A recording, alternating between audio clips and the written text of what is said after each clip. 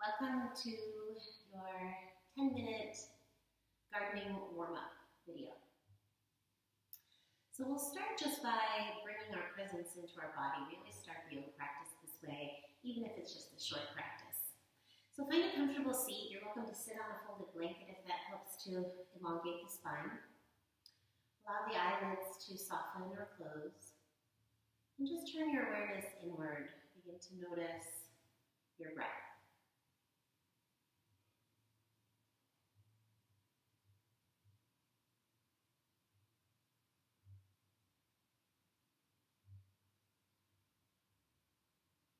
Take a full breath in. Let it out of the mouth with a ha sound. Letting the jaw soften as you let the air out of the lungs. Breathe in deeply through the nose and exhale out the mouth.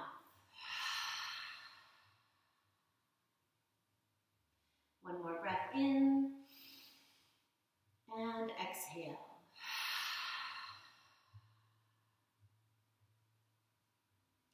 Allow the eyes to open. We're just going to focus first on the hands. Whether we are turning soil or planting flowers or vegetables or weeding, the hands and wrists and arms and shoulders do a lot of the work. So let's focus on just creating a little bit of movement and space in those areas. Interlace your fingers and begin to create a circular motion with the knuckles. You may hear or feel some shifting or changing in the wrist joint.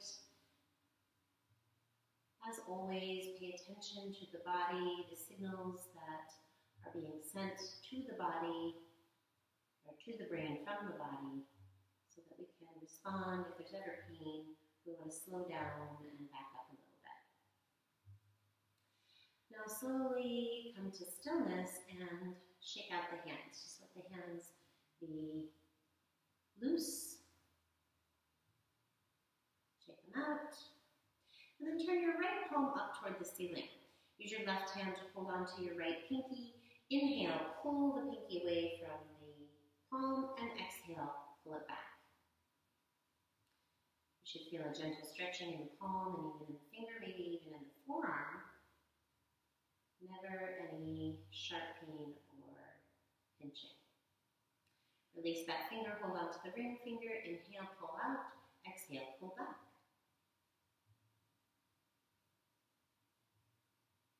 Middle finger, inhale, pull out, exhale, pull back.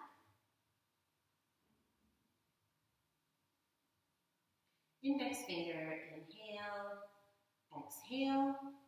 So just like any big movements we might do in the body, we use the breath to create a little awareness and space, and we'll do the same with the smaller joints and parts of the body.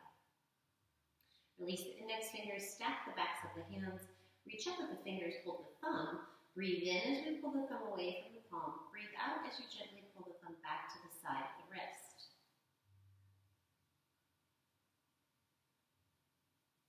Feeling the big muscle of the thumb opening up and stretching.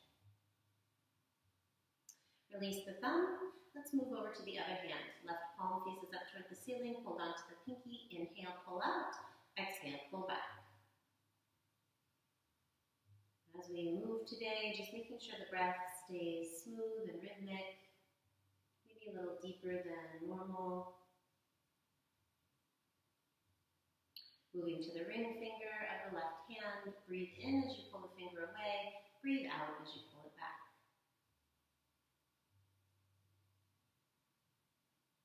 Middle finger, inhale, exhale.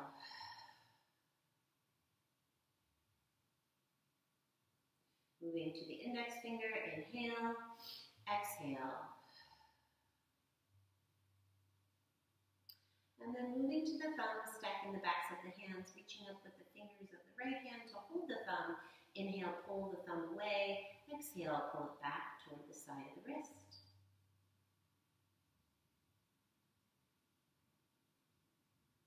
Fantastic. Release that and just give the hands a good shake. We're going to come on over to hands and knees now. So we We want the knees to stack underneath the hips and the shins to be parallel. Spread your fingers wide. This is really important. So look down at your hands and make sure that you can see your yoga mat in between your fingers. It'll give a good base for your wrists.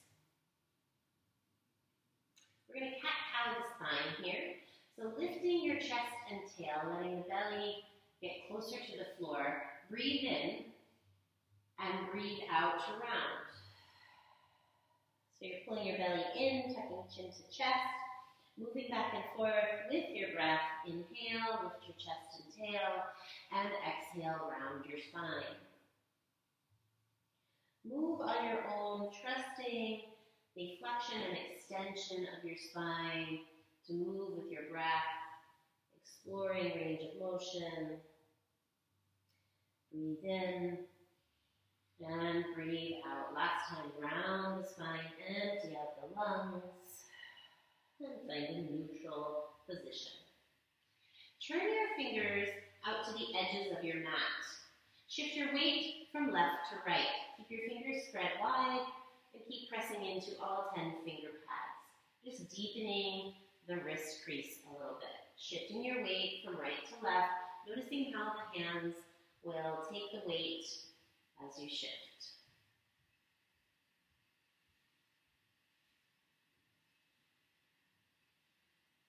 And then come to center, and if it feels available, turn your fingers to face your knees now. Should be a pretty big stretch for the forearm on both sides. If you want more sensation, you can shift your hips back toward the feet. Keeping weight in the finger pads and in the palm. Only stretching to a point that feels productive, never painful.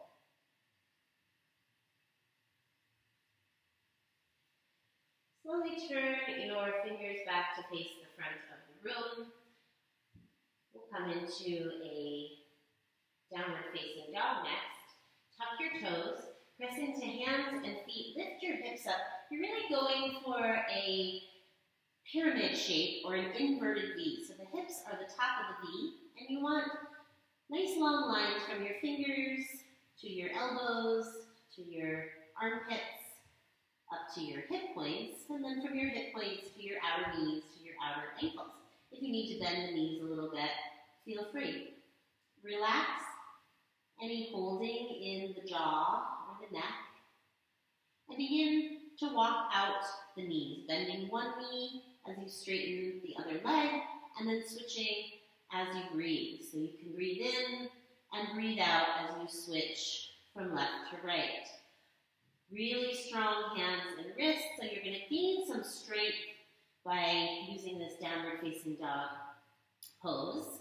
You're really supporting your weight here. So strengthening the forearms, strengthening the shoulders, strengthening the fingers. And once you have warmed up the back of the legs, shift forward now and push out of your feet to come forward and land in a push-up position. Gently set your knees on the mat. Release the tops of the feet to the floor. Bend the elbows so they reach back toward the back of the room, right next to the body, and lower your chest to the floor. Your hands should be next to your ribs, not under the torso, not too wide, just right next to the upper body. Lower the shoulders down the back, or reach the shoulders down the back. Squeeze the elbows in, lift your chest up, find a small cobra pose. Keep awareness that your elbows are not pointing out to the sides, rather pulling in toward the sides of the body. Let the heart melt forward, so you could stay quite low, or you could come up a little higher, depending on your range of motion. Breathe in, breathe out, let yourself down to the mat, and shift back to a child's pose. You can let your hips come back toward your heels, extending fingertips forward, or if you need to keep the hips a little higher, you can rest your forehead down on the mat. So working with where the body is at today, shifting weight into the hands and the feet evenly so that you can feel a stretch through the back of of your body.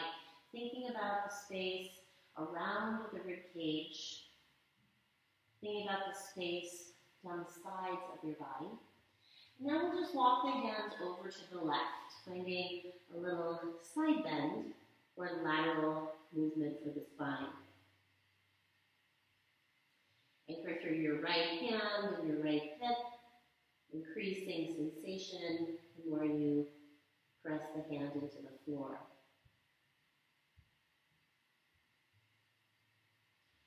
Walk back through center and move over to the right hand side of your mat. Same stretch, opposite side.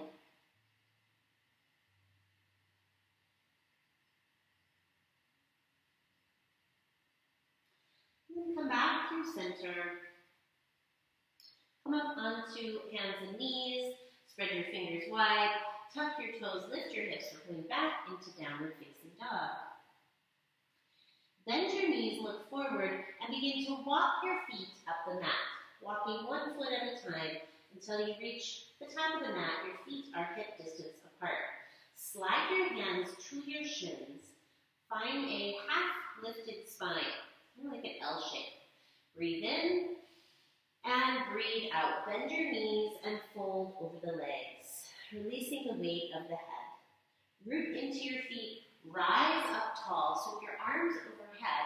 Exhale, bring your hands ready to prayer, center of the chest. Release your arms down at your sides. So we're going to take a roll up, roll down. This is a fantastic way to just start to get some movement in the superficial back line of connective tissue. That starts in the arch of the feet and goes all the way at the back of the body, ending at the eyebrows. Kind of fascinating. Draw your chin into your chest. Roll your shoulders in so you have a sense of roundness to your upper back. Breathe into that roundness. As you exhale, round your middle back. Breathe into the roundness at your middle back. As you exhale, bend your knees a little and round your lower back. Breathe into your lower back. As you exhale, forward fold. Now imagine you are breathing from the arch of your feet all the way up the back of the body, all the way to the eyebrows. That's one full breath. As you exhale, release completely, deepest forward fold. Now we'll come up. We're going to come up in the same pattern. Root into your feet, bend your knees, pull your belly into your spine, and begin to stack the vertebra, one at a time. Breathing softly and evenly as you make your way up to stand. You're stacking your head on top of the spine, shoulders at your sides, making space between the ears and the tops of the shoulders.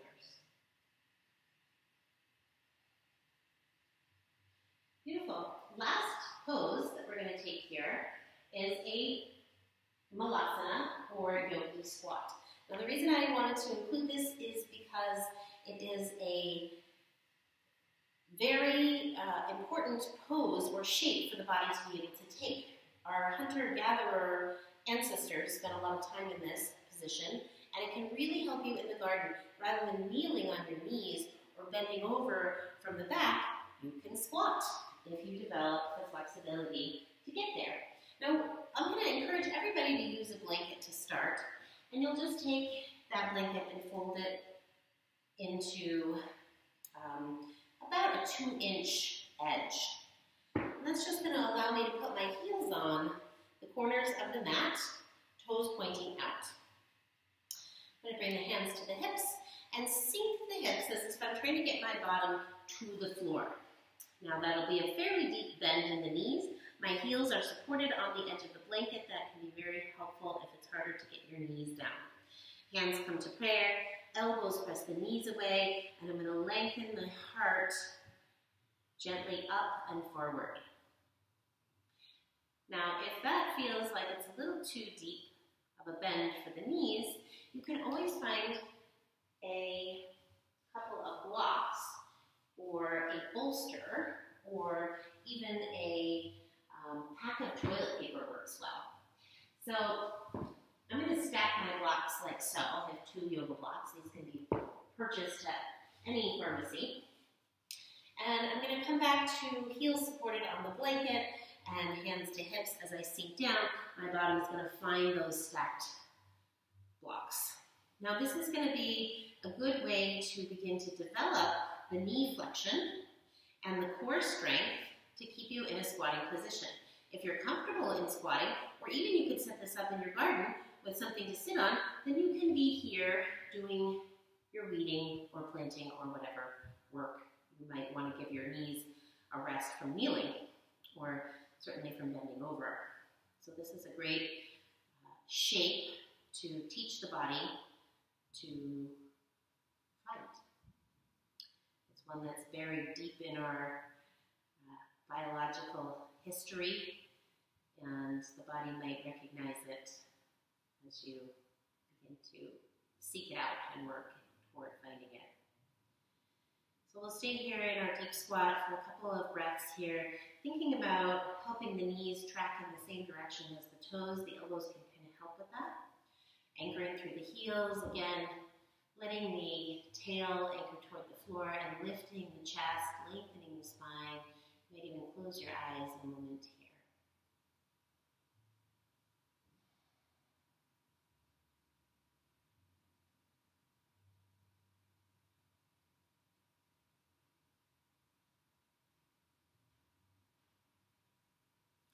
Now to come out of this pose, take your hands down to the earth and lift the hips first as you bow your head. And then we'll slowly come up to stand. Now you can set your props off to the side if you were using any, and we'll make our way down to the floor. We'll take a C-shaped spine roll to our back. So as you make your way onto your seat, knees bent, arms reach forward, you're going to engage the core and really round into a C shape. Now use this C shape to lower yourself down. This is going to help to develop core strength. Each time you come onto your back, if you take this intentional C-shaped roll, you'll eventually start to feel much more control in your deep core muscles. Bend your knees, cross your right leg over your left leg at the thigh. Pick your hips up, scoot them one step to the right, and let your knees fall to the left. This is our closing twist. We'll do it on both sides. Reaching arms out like a cactus or a T, right in line with the shoulders. If you want to add rotation in the neck, you can lift the head and turn the head to the right.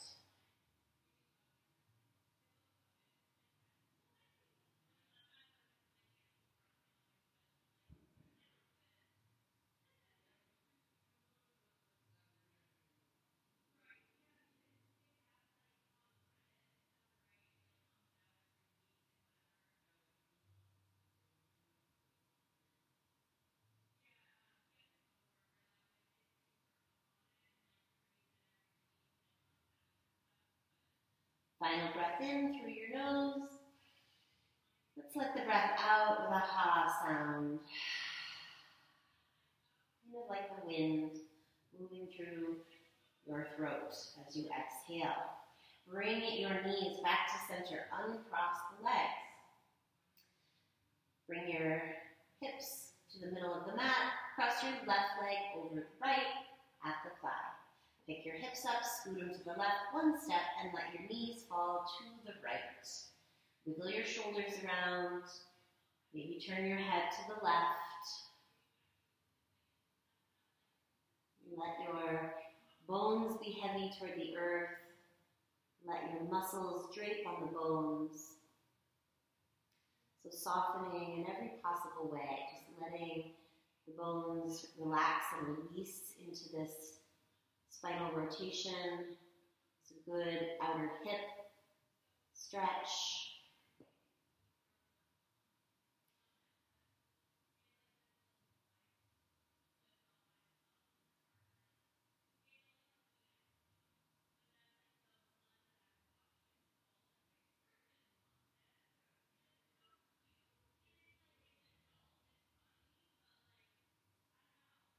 Take a big breath in through your nose. And a big breath out through the mouth. Bring your knees back to center. Uncross the legs. Hips to the middle of the mat. Hug your knees in tight to your chest. Just feel the full length of your spine. And then extend your arms out, legs out. Resting on the earth. Surrendering.